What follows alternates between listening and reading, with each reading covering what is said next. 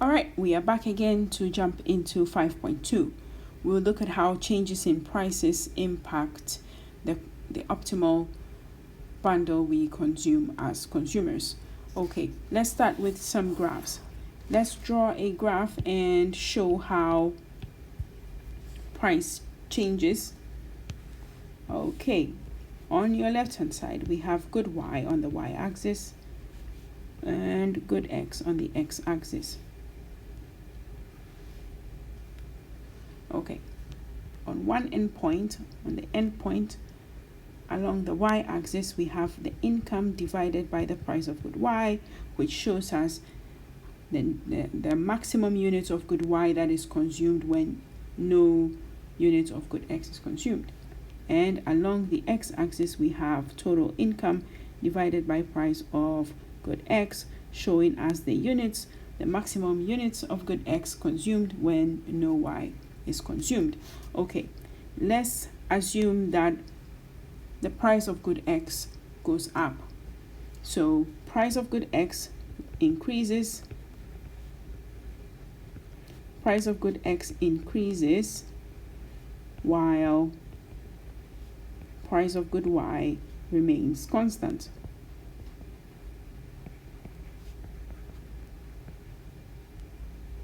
Stays the same. Okay, so price of good X increases. When the price of good X increases, and I'll use the red color to show this, when the price of good X increases, the budget line will rotate inward. It will rotate inward this way, and this is the inward rotation. You can already see, well, what's the end point here? I can hear a question out there. What's the end point here? The end point here is your I divided by px2, such that px2 is greater than px, because the price of good X is increasing while the price of good Y stays the same. So therefore, the budget set got smaller when the price of good X went up. The budget set got smaller. What's the opposite of this? The opposite is on your right hand side. Here is a new graph on your right hand side. In this case, well, good Y as usual is on the Y axis, good X on the X axis. We draw the budget line, and we draw the intercept, or we write out the intercept divided by py, and I here divided by px. Okay, let's use a different color, red color, to show that the price of good X falls as the price of good Y remains the same.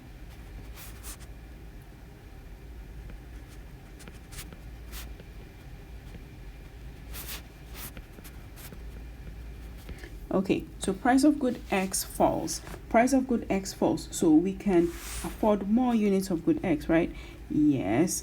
So the end point there will be I divided by px3. Now, px3 is less than px because the price of good X fell. When the price of good X falls, there is an outward rotation of the budget line, such that the budget set is now larger. The shaded area in red on your right hand side is the new budget set. Let's go back to our agenda. What did we just do? We just graphically illustrated changes in prices. We just saw how that impacts the size of the budget set. We saw how that changes the position of the budget line. We see rotations in the budget line. We noticed that income was fixed. Again, income was fixed. Yeah, the I never changed, did it? No, the I never changed. The I never changed. Now, what else was fixed? The price of good Y was allowed to remain constant. So that never changed either. So fixed income and fixed other prices. Fixed preferences, yes, we'll get into that later on.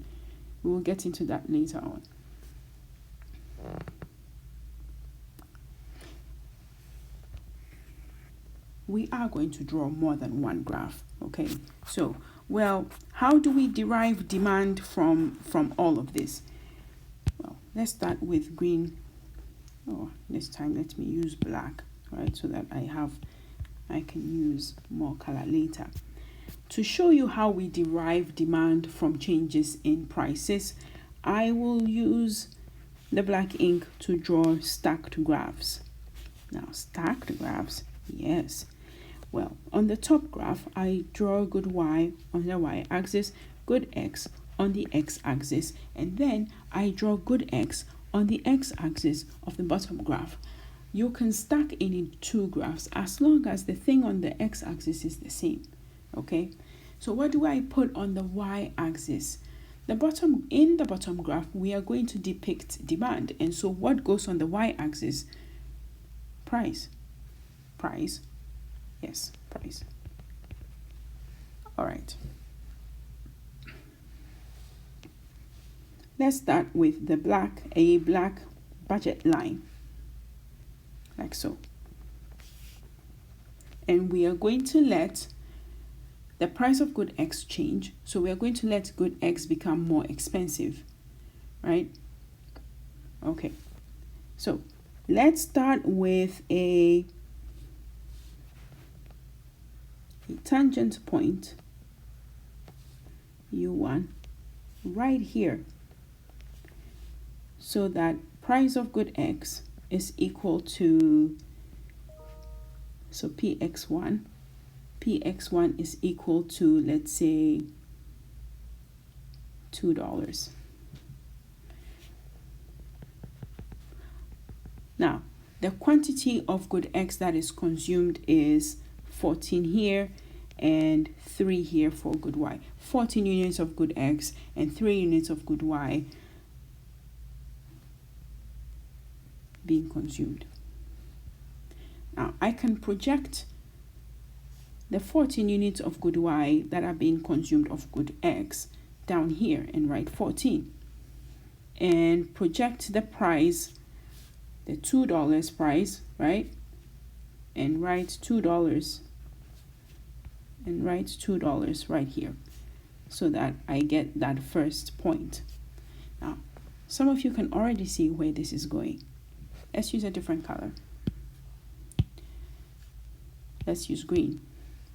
Okay, now that we've set things up, let's let good X become more expensive. Let's go from $2 to $8, right? Good X becomes more expensive. The budget set rotates inward, like so. Now, in green, I'm writing PX2.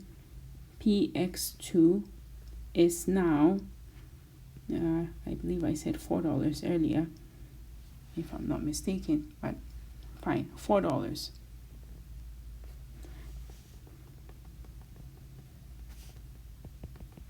Let's assume that 5 units of good Y is consumed, and let's assume that, let's see, 10 units of good X is consumed at this new tangency, or at this new tangent point. Now, I am trying to draw my, well, trying and failing a little bit, but whoops, oh no, I just took off a bunch. Let's use the object. Let me fill in what I just accidentally cleaned off, right? And then we'll jump into the rest of today's video, and I'll get it done, don't worry. Okay, oh good, almost there. So I am back to drawing my indifference curve, and I'm going to name this U2, indifference curve U2. Okay, let's project that 10 units of good X down here, and the price is $4, right? The price is $4.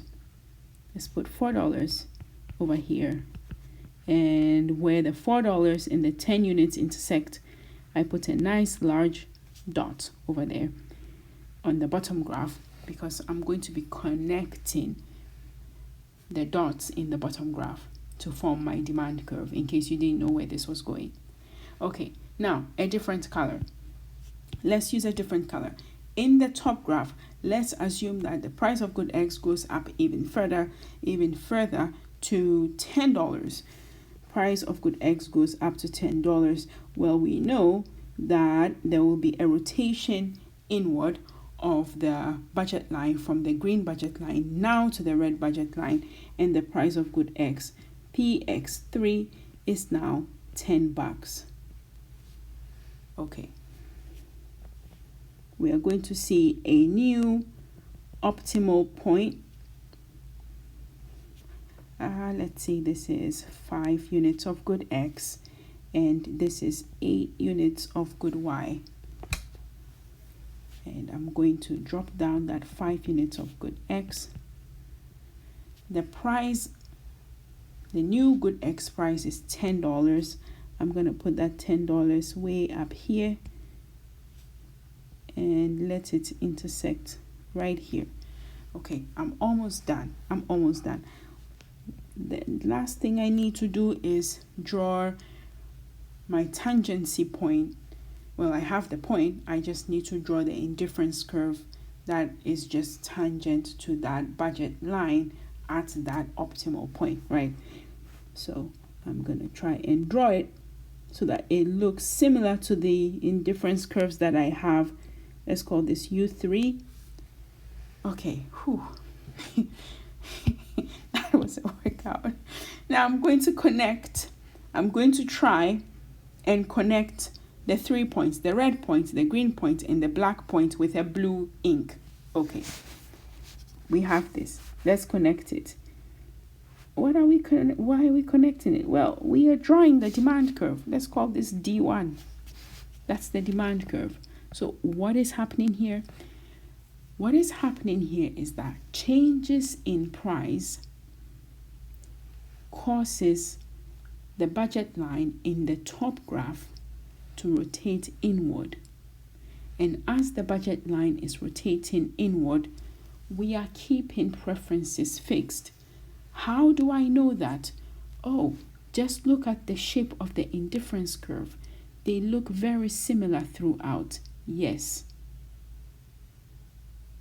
Now, as the budget line is rotating inward, I'm getting new tangencies along the new budget line with my fixed preference. You see? Now, I can take the different prices, right? The different prices are up here. I can take the different prices. PX1 equal $2, PX2 equal $4, PX3 equal $10. I can take these prices and their associated good X quantity pairs, right? And plot them on the bottom graph. That's what we just did. When we link up or we connect all those points in the bottom graph, we have the demand curve. Very cool, isn't it? Okay. Pause the video and take a look. If you have questions, please drop them in the comment section and I'll get back to you on that. So what we just did is derive demand with stacked graphs, and I can cancel them out. Okay.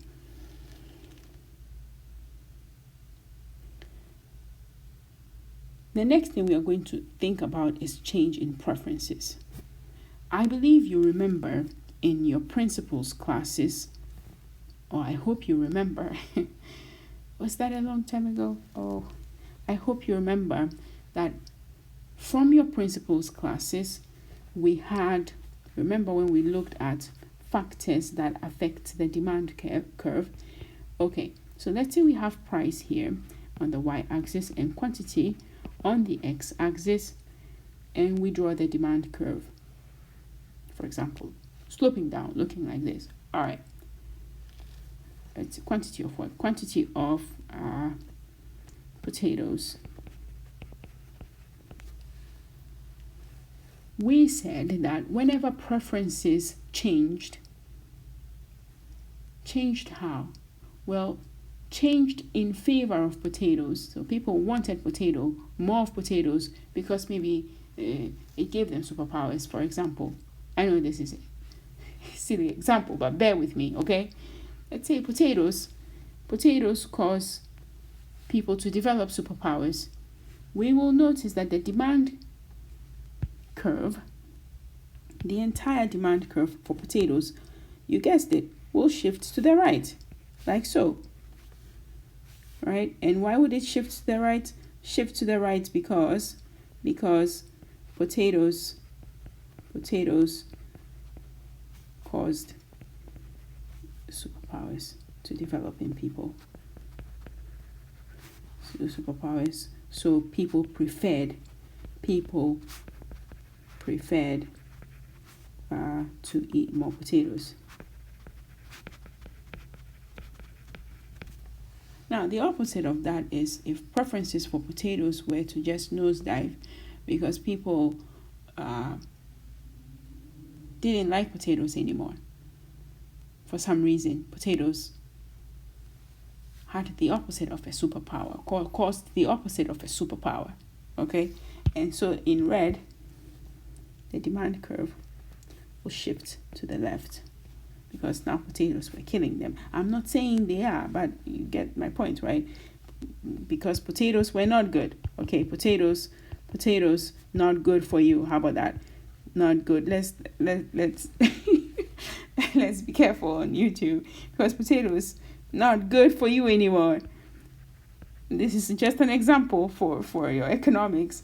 Potatoes were not good. People felt it wasn't good, right? So people preferred it less.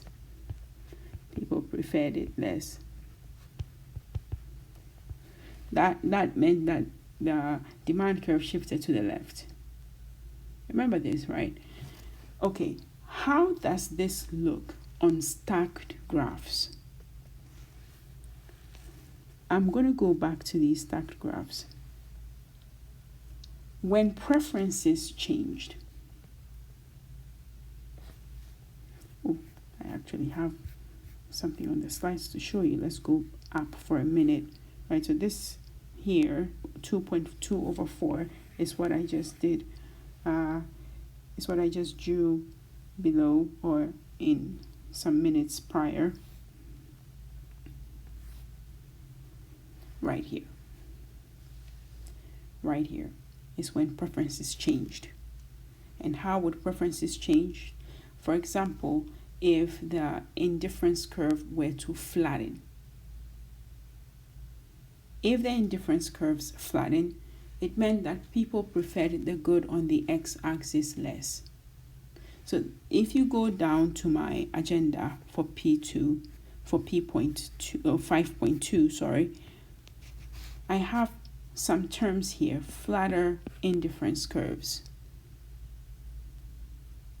Flatter indifference curves mean that people prefer more of the good on the y-axis than they do the good on the x-axis. Therefore, the indifference curve looked flatter as opposed to steeper, right? A flatter indifference curve means that people prefer more of the good on the y-axis than the good on the x-axis, such that they are happy to give up more of the good on the x-axis for a little bit more of the good on the y-axis. I will repeat that with drawing.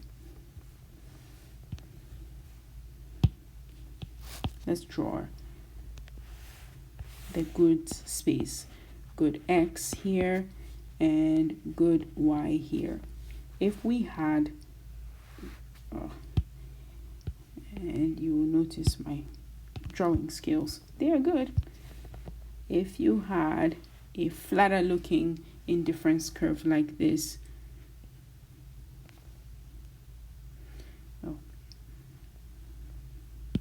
if we had a flatter looking indifference curve like this, it meant that people were happy. If you had point B here and you had point A here, people were happy to give up a lot of good X for a tiny bit of good Y. And people were happy to give up a lot of good X for just a tiny bit more of good Y if you were going from B to A.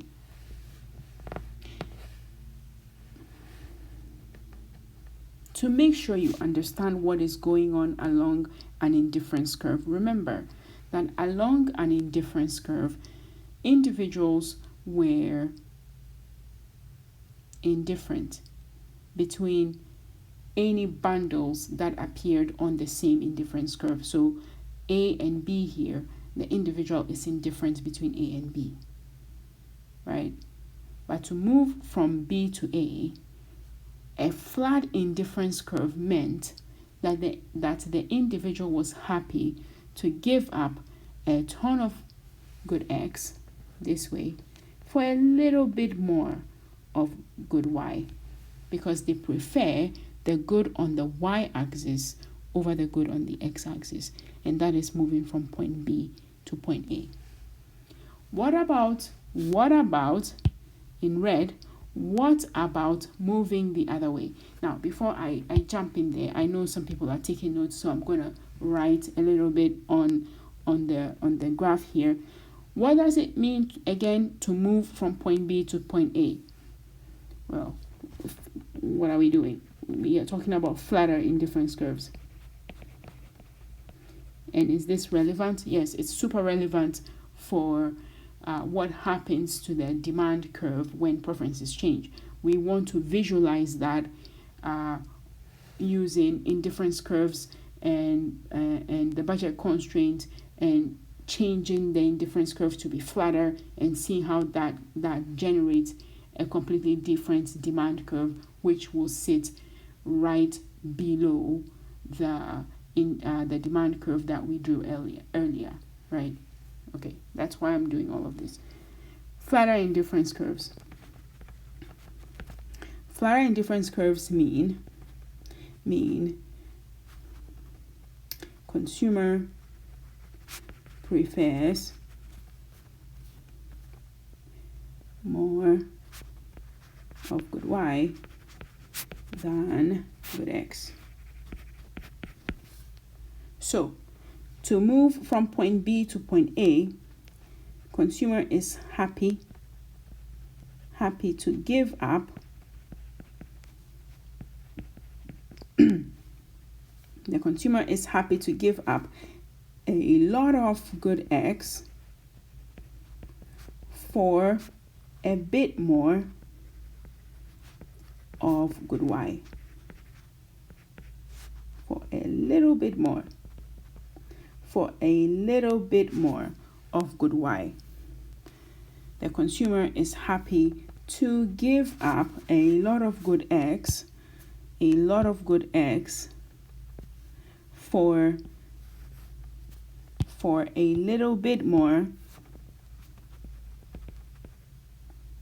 bit more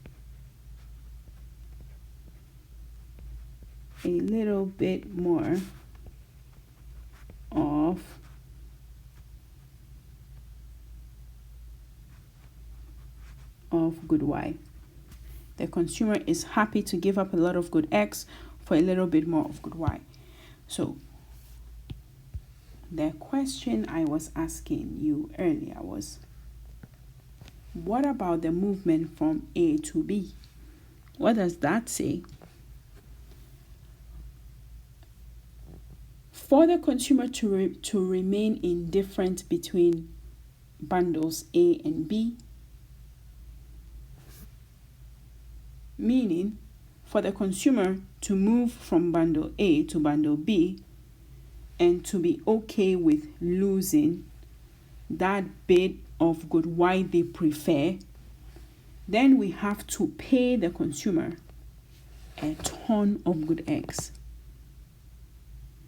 For the consumer to stay indifferent between bundles A and bundles B and be indifferent to the loss of good Y, we have to give the consumer a lot of good X. That's the opposite way of saying what we said for moving from bundle B to A.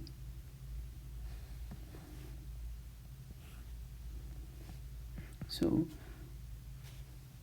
B to A. Sorry. So moving from bundles A to B, right? A to B is in the red, and in blue we have B to A. Okay, so to move from bundle A to B and to be indifferent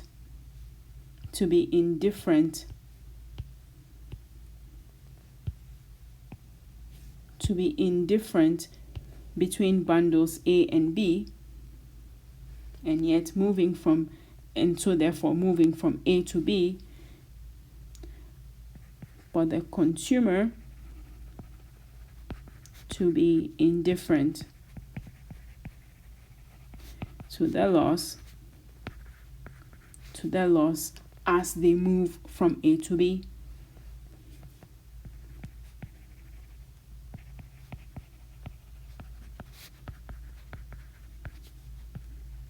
We must give the consumer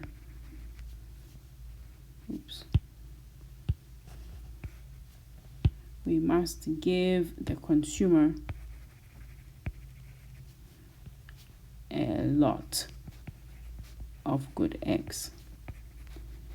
This is just the flip of what we have in blue, right? This is just the flip of that.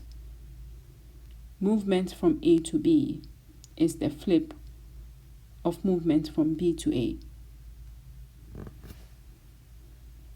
So as the indifference curves get flatter, that is going to change things such that we are going to end up with a demand curve where the demand curve shifts down or shifts to the left or shifts toward the origin, because with flatter indifference curves, the consumer prefers more of the good on the y-axis and less of the good on the x-axis.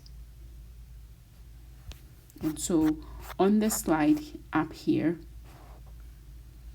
we see our indifference curve flatten. So preferences for grape juice falls relative to preferences for Mountain Dew. So at every price now, with flatter indifference curves, the consumer will consume fewer bottles of grape juice so that it generates a demand curve that sits below the initial one we drew, and that is captured in this last slide. Now, if you go to the prior slide, you will notice that the indifference curves were not flat here. They were not flat here, right? But as you look at the new one, you notice that they are flatter. Okay. Let's go to our agenda and see if we knocked things out. Yes, we did. We knocked out changing preferences, what that meant, and how to derive a demand curve that shrinks or that shifts to the left-hand side. So substituting towards the cheaper good. This is an idea that will be expanded even more in 5.3, because we are going to pull these two ideas together. When prices increase, what we typically do as consumers in the market is we substitute away from the relatively more expensive good to the relatively cheaper good. You see? So we consume less of the more expensive good and consume more of the relatively cheaper good. So we are substituting towards the cheaper good. So from here, we are entering 5.3. And in 5.3, we are going to talk about that when there's a price change, we see consumers move from a lower level of utility to a higher level of utility.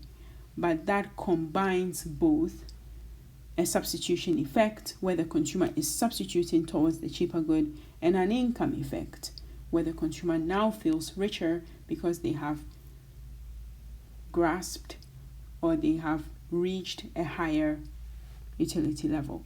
And so we're going to get into that in the next video and see how we can decompose such an effect into the two distinct effects, substitution and income effects. Okay, well, I'll call this video done, and I'll post another one for 5.3.